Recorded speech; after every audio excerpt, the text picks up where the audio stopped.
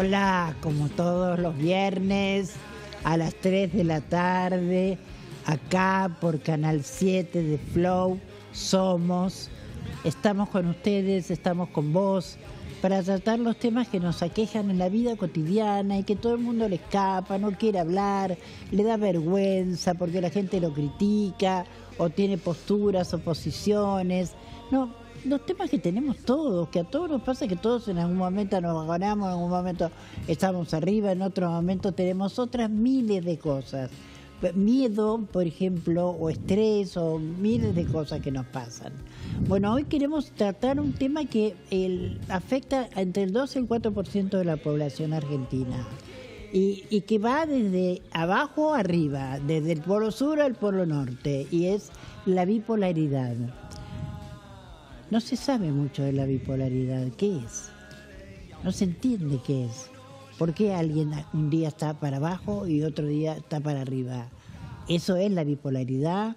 Bueno, está con nosotros Magalí Añelo, que es una artista plástica que ha trabajado sobre el tema porque lo pasó, nos va a contar hasta qué punto lo tiene superado o lo pasa, y también porque ha trabajado como artista plástica. Así que tenemos de ella mucho, la vamos a tener acá acorralada, preguntándole absolutamente todo, ¿cómo? Bienvenida, Magalí. No, muchas gracias por invitarme. Magalí, ¿cómo empezó esto? ¿El diagnóstico o el...? No, el darte cuenta de que venía algo raro, que te pasaba algo raro. Bien. Que venía algo que no entendía qué era. Y eso fue alrededor de los 23 años más o menos. Con todo lo que yo sé ahora, sé que los síntomas de lo que terminó siendo trastorno bipolar me comenzaron en realidad a los 17 años, pero tuvieron que pasar varios. ¿Y ahí cómo te sentías a los 17? A los 17 empecé con una depresión leve, después de una crisis de estrés muy grande que tuve en esa época por diversos factores. Sí. Y empezó como una depresión leve que yo trataba de explicármela, porque cuando estás mal, viste que pasa esto que querés explicarte. ¿Querés saber por qué? ¿Qué Querés te pasa? saber por qué. ¿Por qué si todo el mundo se divierte, yo no? Exacto, pero no había toda la información que hay ahora ni nada del estilo. Nada. Entonces yo pensaba de que, bueno, tal vez soy una persona melancólica. Es como que eso usaba yo para explicármelo. Pero eventualmente yo estaba en ese estado, lo daba como por natural. Pasa que, claro, era leve, todavía ¿Tenías no. con quién hablarlo? En ese momento, la verdad que no. Creo que iba a psicóloga, pero de nuevo, como era tan leve, no le daba tampoco tanta importancia. Pero eventualmente terminó pasando que justo había entrado a una carrera, empecé a tener un grupo de amigos porque la depresión me sacó amigos. ¿Por qué? ¿Por quedarte en tu casa? Me aislaba. ¿O porque no te daban pelota? No, yo me aislaba, sin ser muy consciente que estaba haciendo eso. Sí. O sea, postergabas, te llamaban y te decían no puedo, no Exacto. quiero, no puedo, tengo medio el pie, me torcí el pie, algo. Exacto, una excusa. exacto. Que no es en realidad que no quería juntarme, no tenía la energía para hacerlo. Claro, no y podía no sabía por qué. de la cama. Exactamente. Y entonces, eventualmente, cuando comencé esta carrera nueva, empecé a tener amigos y todo. ¿Qué hacías? En ese momento, ilustración. Me había anotado para ilustración. Por ese lado, viene por ese lado. Sí, yo ya había empezado, ya era fotógrafa en este momento, porque lo que me ocupo es la fotografía. Pero bueno, en ese momento me había pintado ilustración. Y ahí fue cuando empecé a irme para el otro lado, para lo que después supe que era hipomanía.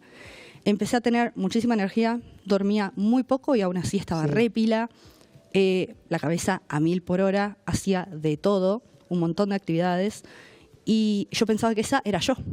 Era como que lindo, porque sí, me sentía increíble. No hablabas con nadie del tema, o sea, con algún profesional, eso todavía no. No, porque yo me sentía bárbara, entonces no sabía que lo que me estaba pasando era parte de, sí, un problema. Cuando uno está productivo y va y se divierte, sale y todo, dice, esta es la mía. Esta soy yo. Eso es lo que pensaba. Divina, todo el mundo me quiere, me divierto. Exacto. Sí, en ese momento, por eso a veces el trastorno bipolar tipo 2, que es el que tengo yo, es bastante difícil de identificar, porque en ese momento a esta sociedad le encanta la productividad, entonces si vos estás pum para arriba, nadie va a ver un problema ahí. Y que salga, se divierta, baile, vale.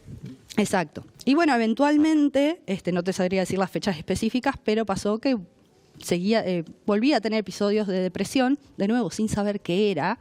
Yo era como, me siento mal. O sea que en el medio de la alegría te agarraba una cosa que no sabías qué y te tirabas también de vuelta en la cama. Sí, a veces sí. Y te quedabas escondida de nuevo. Exacto, sí. Pero esto duraban semanas o meses, no era de un momento a otro o de un día para otro. Y eventualmente también, sí, te caía en depresión, pero no sabía qué era y yo pensaba de que, bueno, no, tal vez soy una tonta que no puede con la vida. Era como que era todo un autoboicot terrible, de nuevo, por no saber qué me pasaba. Claro, es que no tenías con quién hablar. No. Estabas más sola que sola. Claro, más que en ese momento en las redes sociales no se hablaba para nada de estas cosas. Ahora al menos un poco más se habla, pero en ese momento cero. Y pasó que en el 2016... ¿Tus padres no te preguntaban nada? Era muy difícil comunicarse conmigo en los momentos de depresión. Claro. Eso era un tema y nadie sabía. Es una habilidad del depresivo, ¿no? Es muy difícil. No querer explicar nada, porque si explicás no te sentís más indemne, me parece. Sí, pasa que es como, yo siempre digo, vos ya te estás juzgando lo suficiente como para exponerte a que de la afuera también te juzguen. Más cuando no entienden qué te pasa. ¿Te pasó algo que te juzgaran mucho, que te dijeran... Salí, andá a la playa. Sí. ¿Qué haces? Lindo día, el sol. Exactamente. Sí, eso pasa, que te dicen ponele onda. Sí. No, pero dale, levántate y se te pasa. Es como que siempre digo, todo el mundo para mí debería acostumbrarse a, cuando alguien te quiere contar algo, preguntar, ¿querés que te escuche o querés que te aconseje? Porque son dos cosas muy diferentes. Hay veces que alguien que está pasando por depresión o por otras cosas, nadie lo pregunta. Nadie nunca. No. Pero es importante porque hay veces que alguien que está pasando por depresión u otras problemáticas de salud mental, ser escuchado es como una especie de catarsis y eso solo ya hace bien, un poco. Sí. Pero cuando te vienen con el consejo que no pediste, con la opinología, ahí yo siempre digo, lo hacen con toda la buena intención del mundo, obvio, pero realmente no es lo que ayude porque... Vos tal vez ya las soluciones que te quieren dar, vos tal vez ya las pensaste y no pudiste, no tenés la energía porque la depresión no te la da. Claro. Es re importante entender que la depresión no es una cuestión de voluntad, justamente la depresión te quita la fuerza de voluntad. ¿No te irritaban ese tipo? Sí. A mí me ha pasado cuando estaba deprimida que me daban ese tipo de salir. Mirá el lindo día que es con el sol, ¿por qué no vas a la plaza?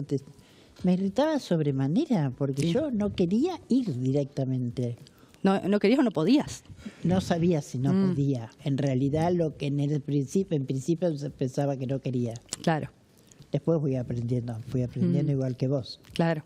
¿Fuiste aprendiendo entonces cómo? Y diría que recién empecé a aprender cuando obtuve el diagnóstico correcto. Para eso pasaste bastante. Entonces. Pasó bastante, pasaron muchos años. En el 2016 fue cuando tuve la peor parte de la depresión. Ahí fue como el peor pozo.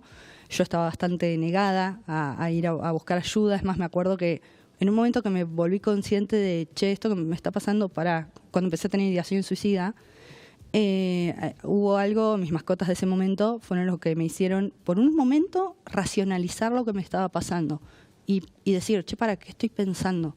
Es como que eso me hizo frenar. Y me acuerdo que ahí le conté a mi pareja de ese momento lo que me venía pasando y él me dijo, ¿y por qué no vas a un psiquiatra? Y yo estaba negada, porque tenía esta idea que sigue circulando de que el psiquiatra te dopa. Sí. Entonces, pero ya no aguantaba más. Entonces dije, bueno, está bien, dale, voy, pruebo, total. Bueno, menos mal que tenías esa pareja, ¿no? Sí. Porque con tus padres no lo quisiste hablar nunca. No. Y con tus amigos tampoco. En esa época no sé si me quedaban amigos tampoco. Sí, sí. Y entonces terminó ocurriendo que fui a un psiquiatra por primera vez y la voy a hacer rapidita esta parte. Sí. Ese primer psiquiatra no me diagnosticó bien, no estaba tan lejos, pero no lo hizo bien, me medicó con algo que después hubo temas, el tipo era difícil de encontrar, me quedé sin esa medicación, me empeoraron completamente los síntomas. ¿A qué punto te empeoraron? Y pasa que me habían medicado mal, entonces los cambios de ánimo ahí sí me pasaban en un mismo día. Medicar mal es grave, por eso te pregunto. Me producía lo que se llama ciclado rápido, que es cuando los cambios anímicos son en un mismo día. Se te vuelve imposible vivir. Imposible. Es una tortura. Fue una tortura. Y entonces pasó que un día a este psiquiatra no lo podía encontrar. A esa fue la primera vez que me mostré mal frente a mi viejo, porque yo sabía que él había ido a un psiquiatra y me acuerdo que le dije, Chepa, vos una vez fuiste a un psiquiatra, me estoy por quedar sin la medicación y me va a pasar esto y esto, no quiero, ¿me podés conseguir que me haga la receta? Sí. Y ahí él me consiguió un entreturno para el día siguiente. O sea que él le estaba viendo. Él te estaba viendo. Sí, algo, o sea, se daban cuenta que algo no estaba bien. Sí. Y la cuestión es que cuando voy a este otro psiquiatra, yo pensé, re ilusa, que me iba a hacer la receta y listo. No, me empezó a atender, me hizo preguntas.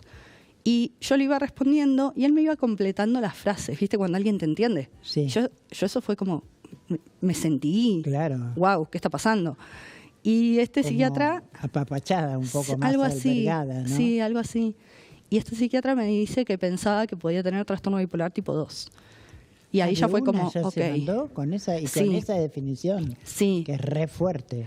Y al principio fue un shock. Pero ¿qué es lo que pasa? Me mandó a hacerme un psicodiagnóstico que dio efectivamente trastorno bipolar tipo 2. O sea que vos actuaste de una manera obediente, o sea, le creíste, estabas muy desesperada por encontrar la solución y la cura. Sí, la cuestión fue que al tener el diagnóstico, yo siempre fui muy autodidacta con todas las cosas que me han pasado, siempre quise entender por qué me pasaba lo que me pasaba y todo eso. Y pasó que cuando me dan el diagnóstico, el primer impacto fue, obviamente sí, un shock, porque fíjate que la única idea que yo tenía del trastorno bipolar era un personaje secundario de una serie de médicos de hace mucho, Ajá. que era un desastre. Entonces, claro, te dicen trastorno bipolar, vos Claro. pensás en ese personaje y decís, uy, pero apenas me dan el nombre de esto, me puse a buscar información. Y ahí fue cuando, teniendo la información en mano, me vino el alivio.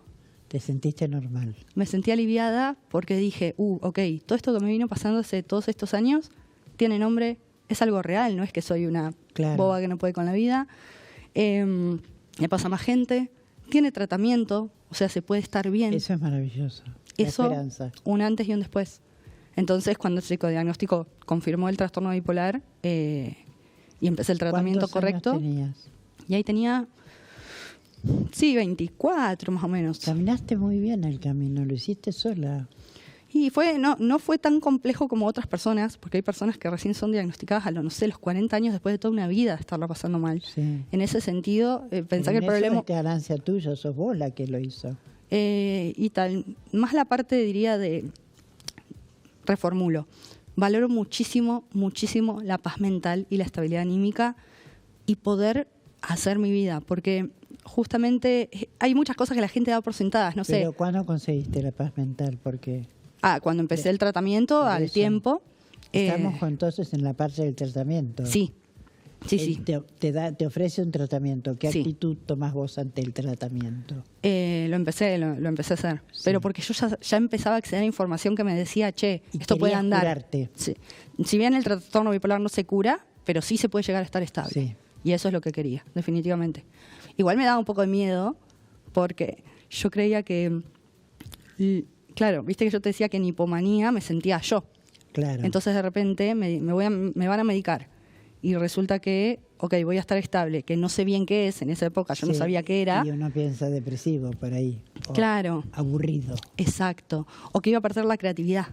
Eso es más grave, claro. Me daba miedo eso. Eso pero da pánico. sí. Claro. Pero me acuerdo que haciendo una actividad de un libro que es específico para personas con trastorno bipolar, pude entender que la creatividad siempre la tenía, nomás que se manifestaba diferente, pero estando estable también la tenía. Lo que sí puedo hacer estando estable es ordenar más mis ideas. Los proyectos que empiezo no tengo esa urgencia, esa impulsividad de la hipomanía de empezarlo y publicarlo mañana. Es como puedo trabajar las cosas tranqui en el Y tiempo. ahí comenzaste a estar estable. Sí. Haciendo el tratamiento con terapia cognitivo-conductual, cuidándome del estrés lo más que puedo, porque eso es muy importante, a veces muy se lo deja de importante lado. Y es muy difícil cuidar. Es muy difícil. Yo te lo digo, hasta altura del partido, a mí me cuesta muchísimo. Es re complicado, sí. Y además se naturaliza que el mundo esté estresado. Claro. Sí. Pero hay que cuidarse el estrés y cambiando ciertos hábitos, teniendo un hábito ¿Pudiste estable de hacerlo? sueño. Sí. Por ejemplo, ¿pudiste cambiar siendo tan jovencita el hábito del sueño cuando la sociedad te dice salía a tal hora? Sí. Porque yo venía de acostarme todos los días a las 5 o 6 de la mañana. Sí. Más que nada en hipomanía, no tanto en depresión, Claro. porque en depresión dormía todo el día. Y entonces sí, pude acomodar lo del hábito, acomodar los hábitos de sueño es clave para alguien con trastorno bipolar. Por eso un trabajo de horario rotativo, por ejemplo, alguien con trastorno bipolar lo hace pelota. ¿Y cuándo empezaste con el tema de las fotos? ¿Ya estabas con esta etapa de fotografiarte según tus etapas dentro de la de lo que es trastorno, así podría definirse. Sí. El trastorno bipolar. Sí. En realidad yo con la fotografía empecé a los 14 años, muy chica. Y al principio, hasta que no tuve el diagnóstico, yo no es que era consciente que estaba pasando por eso. Yo hacía fotos porque me había propuesto unos proyectos que consistían en sacar una foto por día durante todo el año.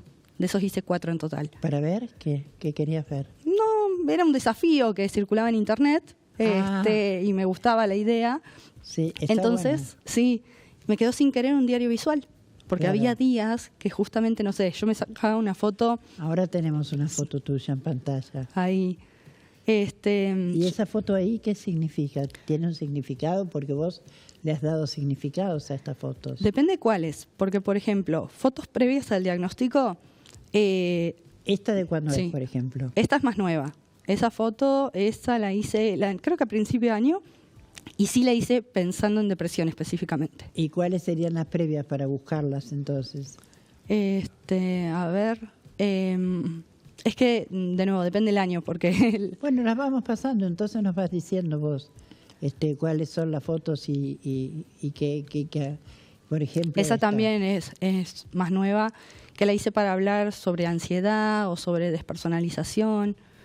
El tema de Entonces, despersonalización es muy importante. sí, eso es algo que también he sentido y es muy, muy ¿Y duro. cuándo lo sentiste eso? Y me pasaba, diría que más en depresión. Sí, Ah, con la depresión. con la depresión, sí. Ahí sentías que... o sea que el trastorno no quedó totalmente curado. Vos volvés por momentos al tema de la depresión. En realidad, O sea, lo manejaste desde ese momento en adelante, siempre. no, logré estar muy estable. Sí me ha pasado de tener alguna recaída, porque puede ocurrir que uno tenga recaídas a pesar de hacer el tratamiento, pero tal vez no son tan potentes como antes. Ahora tenemos otra foto.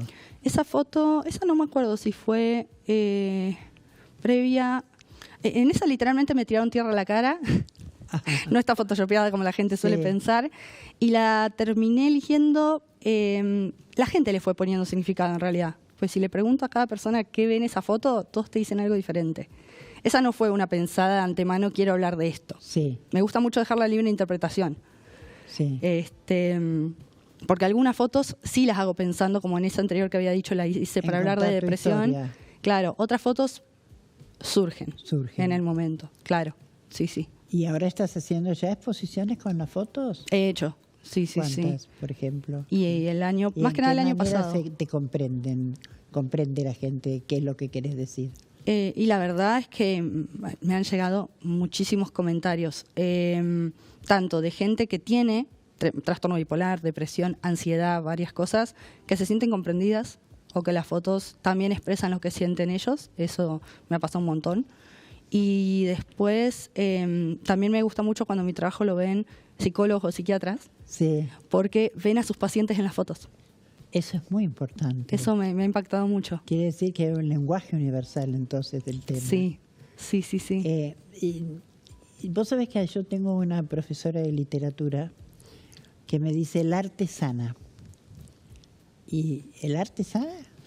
El arte para mí sí tiene un componente terapéutico enorme. A mí incluso me pasaba estando en depresión, Sí. que cuando hacía estos proyectos de una foto por día, incluso estando en el peor momento de la depresión, yo con hacer la foto cumplía igual. Y ese pequeño momento, que tal vez era 10 minutos o media hora, en el cual hacía la foto, era como un breve escape de lo mal que me estaba Claro. sintiendo. Incluso llegaba a sacar fotos desde adentro Sí. de la cama, pero O la sea que foto la la hacía. creatividad es un camino que te lleva a la sanidad. O bueno, si uno piensa en Van Gogh, no sé si piensa tantos que han estado en sus momentos de mayor depresión, ¿no? Grandes pintores, y ahí han hecho grandes obras también.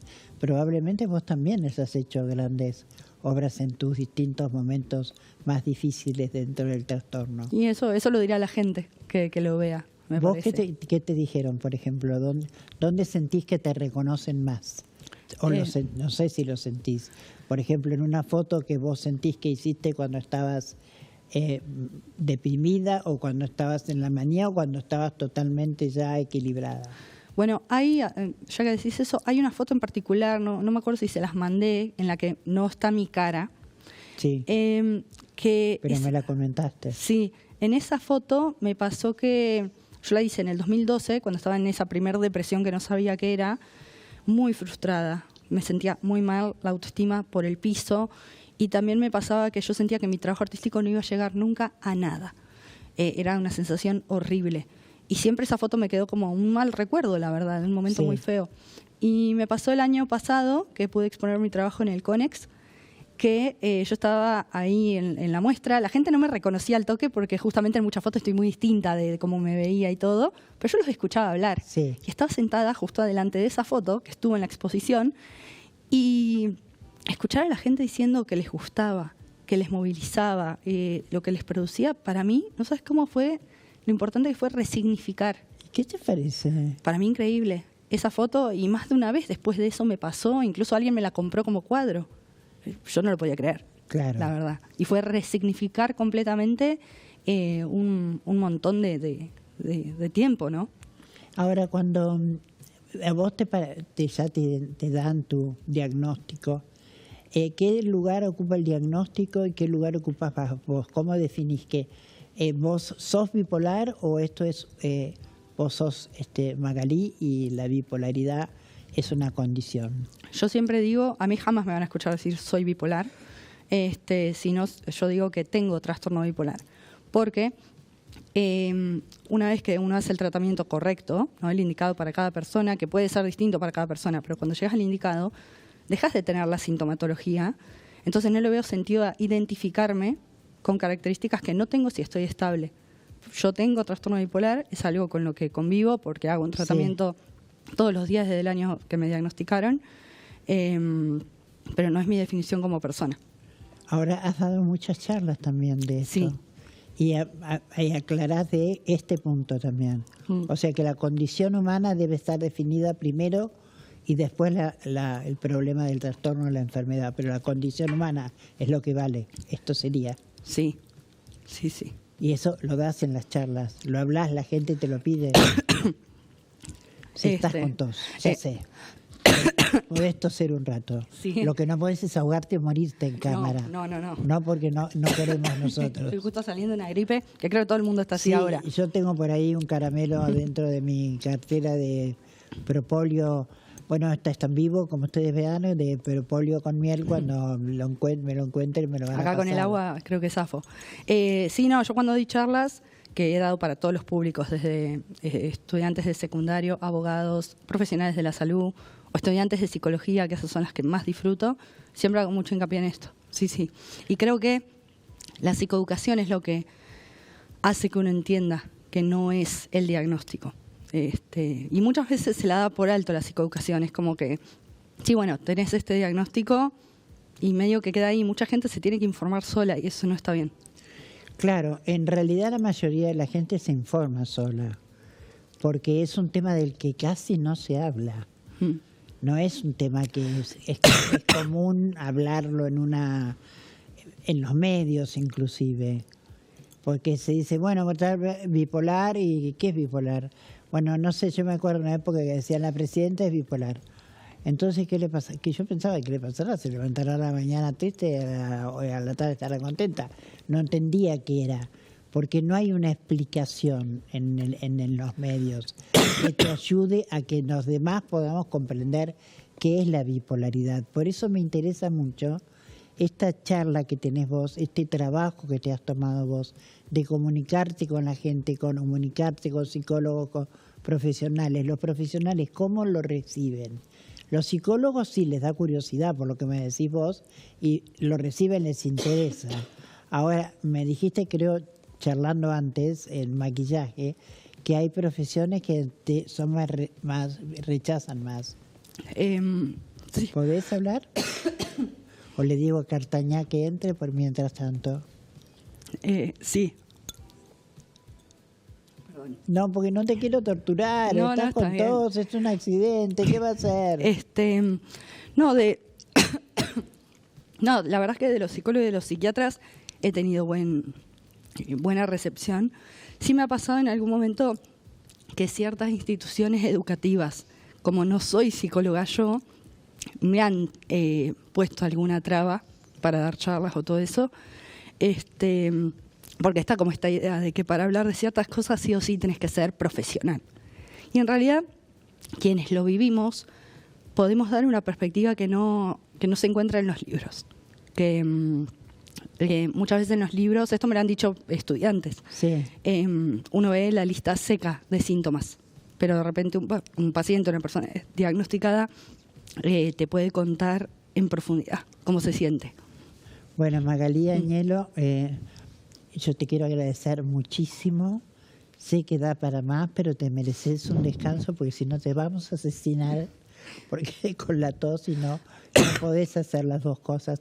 Vamos a hacer una pausa y después queremos agradecer la presencia del licenciado Cartañá, que va a estar aquí con nosotros hablando también, por supuesto, no solo de este tema, sino de todos los temas que tienen que ver con lo que padecemos todas las personas. Todas las personas padecemos momentos, etapas largas, cortas de vida. Magalí, te felicito por tu trabajo como fotógrafa, te felicito que decidas por el arte, que sigas con el arte, con la comunicación, y bueno, ha sido un placer enorme y te admiro además que pudiste hacerlo sola, siendo tan chica y tan jovencita. Ojalá yo a tu edad hubiera podido reaccionar así. Gracias, gracias a vos por invitarme. Un placer muy grande, muchas gracias, Magalí Agnello. Todos tenemos que prestar atención a aprender de ella, ¿eh? Mirá que a mí no me dio a la edad de ella para hacer eso, me te veía verdad y no me dio. Grande, gracias, Magalí. Una pausa.